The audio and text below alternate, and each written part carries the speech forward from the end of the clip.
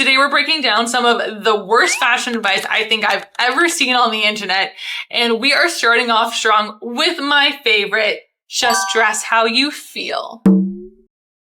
The amount of closet edits I've gone to and the amount of clients that I've worked with that have had this advice given to them, and their response to me is always, okay, cool, but how do I feel? Is not good fashion advice. And the problem is that a lot of the people in fashion are artists first. And it's not to say that being an artist is bad. I wish I were more of one. I am a stylist. I was a fashion designer for many, many years. I still sew every day, multiple times a week. And I don't consider myself an artist because I have always used clothing as a tool to get me what I want, or at least put me in a position to get there a little bit faster. So when I say using clothing as a tool, I mean, when I was working in bars, I would very often wear men's clothes because it just meant that I wasn't getting the type of attention that some of my female counterparts were. I also knew that when I was in fashion school, I had to dress up a wee bit because our teacher or our prof told us to do so. So she would say to me and to the rest of the class, come to class as if you would come to work. To me, that meant wearing a blazer, wearing trousers, wearing the things that I thought you would wear to work, but with like a creative twist. There's lots of different ways to use clothing as a tool, and it doesn't necessarily mean to dress how you feel. Artists, we are so in tune with our emotions and how we feel and using clothing as a vessel for that. But if you're not used to using clothing in that way, that's just terrible advice. Here's what you should do instead, is break it down like a formula. So there are 5 fashion theories. There's color, print, texture, shape, and details. And each one of them have a very distinct feeling on the body. Now, they all have a feeling and they all have a meaning based on what you thought the meaning was. This is called enclosed cognition, but it only works in science when we've decided what that color and or what that garment means to us. For example, there was a study done where the people who were running the experiment gave 2 groups of people a white lab coat. Half of them were told that the lab coat was a doctor's lab coat, and half of them were told that the lab coat was an artist's smock. Well, you can guess who did better when they were asked to remember things and create or call back certain details. The people who thought that they were in a doctor's coat performed remarkably better than the people who thought that they were in an artist coat. So if you're the person who's getting dressed and you're putting on your version of a doctor's coat, you're going to feel smarter, more put together, things like that. But you need to be the one to assign meaning to those pieces. Now you already do, but we do it in different kinds of ways. And when I say we already do, what I'm thinking is your interview jacket, your funeral dress, and there's probably a date night outfit in there somewhere. And sometimes there's a workout only set. Although I do find that the workout only sets are like moving into more casual as well. So instead of dressing like you feel, you're going to take how you want to feel and you're going to assign it to certain outfits. So on the days that you want to feel sexy, you have your sexy uniform. On days that you want to feel smart, you have your smart uniform. And on days that you want to feel athletic, you have your athletic uniform. Map out how do you want to feel throughout the week and literally go Monday, Tuesday, Wednesday, or work, play, workout, whatever it is your life looks like, and create a uniform for each one of those pieces. Yes, having a uniform might feel boring, but you can break down that uniform and create a formula that meets those needs just as easily as that original uniform. Myth number 2, horizontal stripes will make you look wider. This has plagued fashion for centuries. I don't know who came up with this stupid idea, but horizontal stripes will, yes, draw attention to your body sideways, horizontally. I don't know why that's bad in the first place, but any straight line on a human body will draw attention to that spot. Let me say that again. A human body has no straight lines on it. So whenever you draw a straight line to that area, you're going to draw attention to that spot on your body. Now we see it with chokers, you see it with belts, you see it with that awkward point where a pair of trousers cuts you off at the ankle. The easiest way to avoid looking wider is to not have things cut you off at your joints unless that is your intention. So for example, I'm talking on YouTube right now. My intention is to take up more space visually, right? I am wearing a t-shirt that cuts me off right at my shoulders. It is making me look boxier than maybe I need to, but I don't mind it. I like the way that it looks, and that's all that matters. But if you had something that cut you off here sideways and created a bit more of a lip on, like a cap sleeve or a short sleeve shirt, it would make your arms appear more slender because we're creating a shadow. So screw horizontal lines. Just remember that a straight line will always draw attention to whatever part of the body you're on, and that shadows are going to be your best friend because our eyes see depth through light. I know this isn't like widely said, but it's implied a lot, is buy the trendy piece and buy a trendy piece every season. We never see Anna Wintour, the editor-in-chief of Vogue, or the old editor-in-chief of Vogue, with a handbag. Why do you think that is?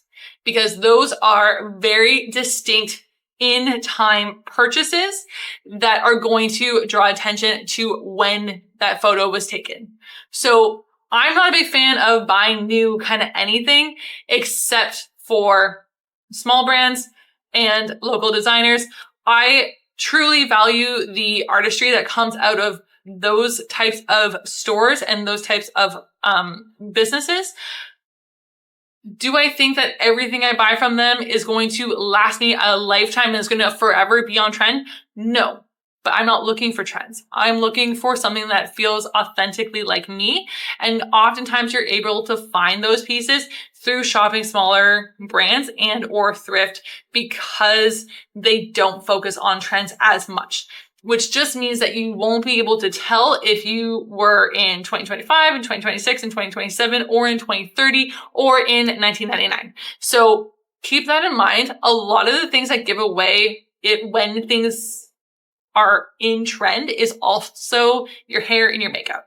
Hair and makeup are much more, they take a lot longer to shift in trends. You get things more like by decade or by year. So worry more about what your hair and makeup look like to create a more timeless appearance, or say F it and just wear the things you like when you like them.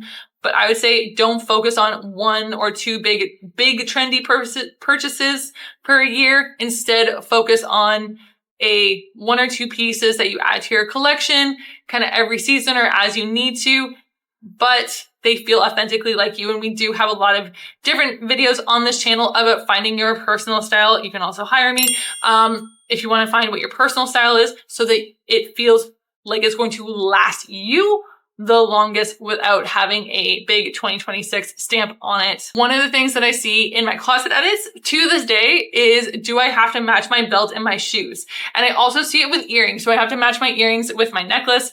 Now, there are some aesthetics where, yes, this is a rule. Things like a preppy or a classic aesthetic, it lends more into those types of categories. Now, remember, your personal style is the two top fashion theories that you like the most, plus the aesthetic lens that you look through everything through, and then you have your gender lean. So if the aesthetic word that you like to look at your life through leans to one of those more inline words, then yes, keep matching those pieces and have that be part of your personality.